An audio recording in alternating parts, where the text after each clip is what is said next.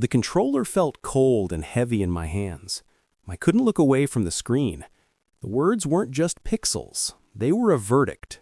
Player 2 wins. My little sister, Olivia, had done the impossible. She'd beaten me at my own game, on my own console, in my own living room.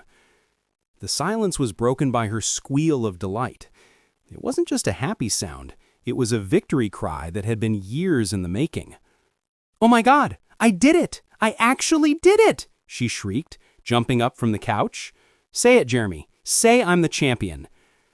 My ego, which had been a towering, fragile thing just moments before, lay in shattered pieces at my feet. All the trash talk, all the boasts about male reflexes and strategic superiority, it all tasted like ash in my mouth. "You got lucky," I mumbled. The word sounded weak even to me. "A fluke."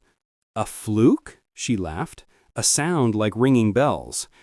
"Jeremy, I perfected that boss's moveset while you were out being a dude or whatever.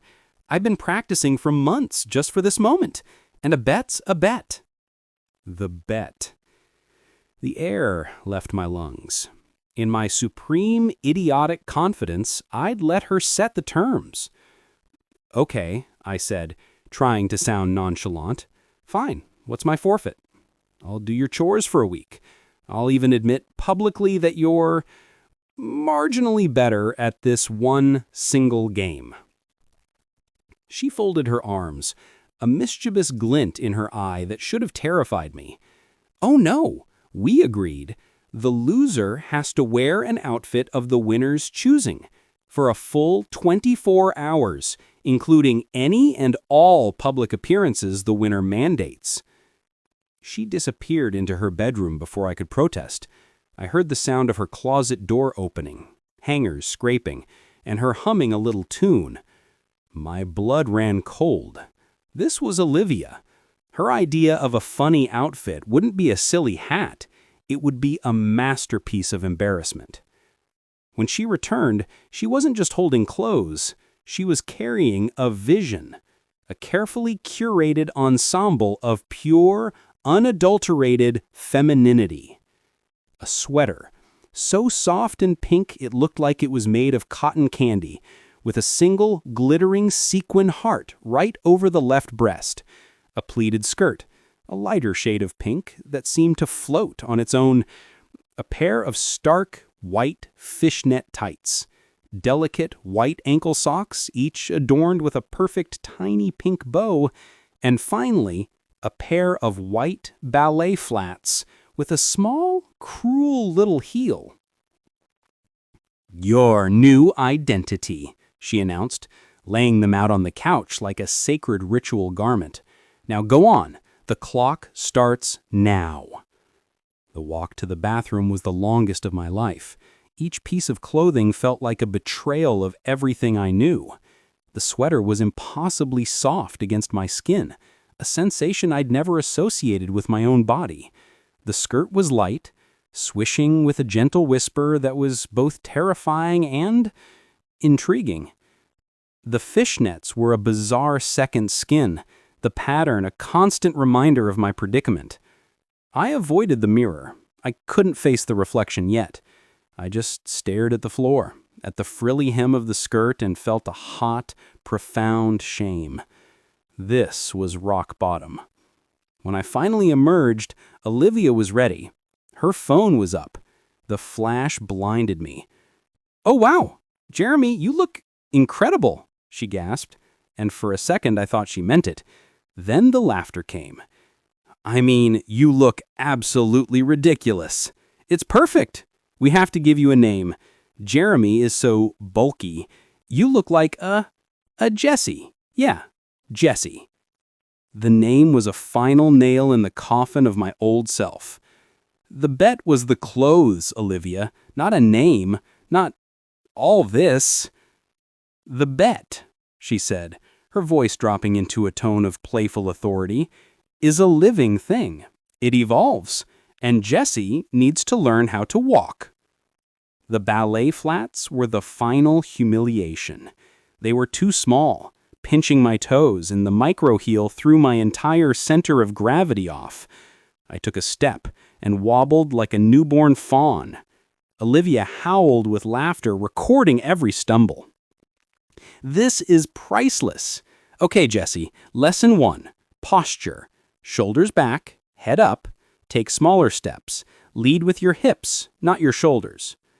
To my utter horror, she began to coach me.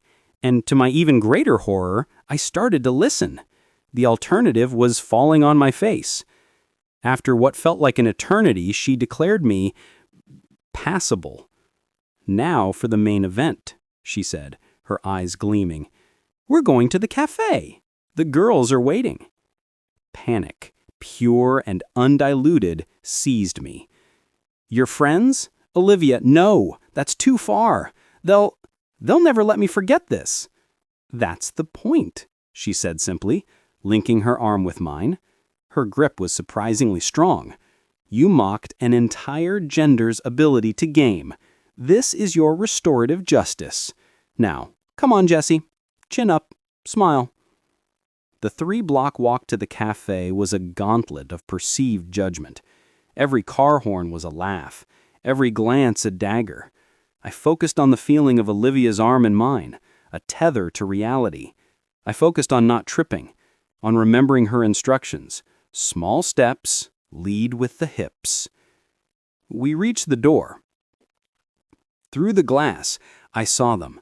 Chloe, Maya, and Sophia, the holy trinity of cool.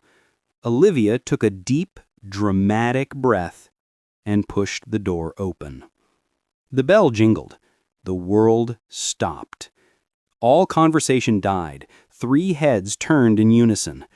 I saw the confusion on their faces, then the slow, dawning recognition. Their eyes traveled from my mortified face, down the pink sweater, over the pleated skirt, down the fishnet-clad legs, to the ballet flats. Chloe's mouth was actually hanging open. Olivia broke the silence, her voice bright and cheerful. Hey guys, this is my cousin Jessie. She's visiting for the weekend. The lie was so audacious, it somehow made things worse. I was frozen, a statue of shame. And then Chloe spoke. Not to Olivia. To me. Her voice was soft, curious, devoid of mockery. I love that sweater, Jessie. It's so cute. Is that from the new collection at Violet's? The use of the name, the normalcy of the question, it short-circuited my brain.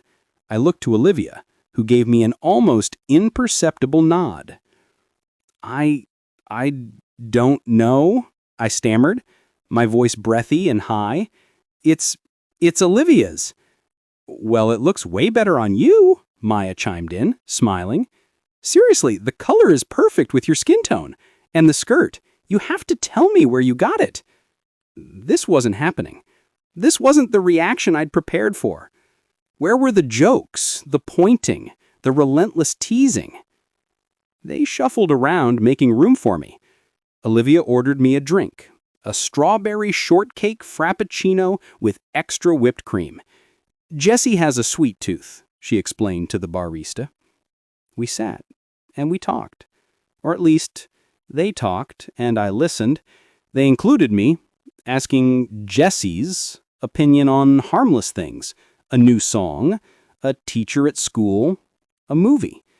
I answered in short, nervous sentences, my voice still pitched high with anxiety. But as the minutes ticked by, a strange thing happened. The armor I usually wore, the sarcasm, the bravado, the constant performance of masculinity, it just felt heavy and unnecessary. Here, as Jessie, no one expected that from me. Jessie could be quiet. Jessie could just be. The constant low-grade tension that usually lived in my shoulders began to ease. The pressure to be the wittiest, the loudest, the most dominant person in the room, it just vanished. In its place was a quiet, observant calm I'd never experienced before. At one point, I had to use the restroom. The walk across the cafe alone was a final test. I felt eyes on me, but I kept my head up, remembering Olivia's coaching. I made it without stumbling. In the stark, fluorescent light of the single-stall bathroom, I finally forced myself to look in the mirror. A stranger stared back. A boy with a flushed face wearing a pink sweater and the skirt. But the eyes were different. The panic was gone, replaced by a deep, thoughtful curiosity. The person in the mirror looked vulnerable, yes, but also softer, gentler. There was a quietness there I didn't recognize as my own. I didn't just not hate it. I was fascinated by it. When I returned to the table, the girls were getting ready to leave. The goodbyes were warm, almost genuine. "It was so nice to meet you, Jessie. You have to come hang out with us again," Chloe said, and she sounded like she meant it. The walk home was completely silent.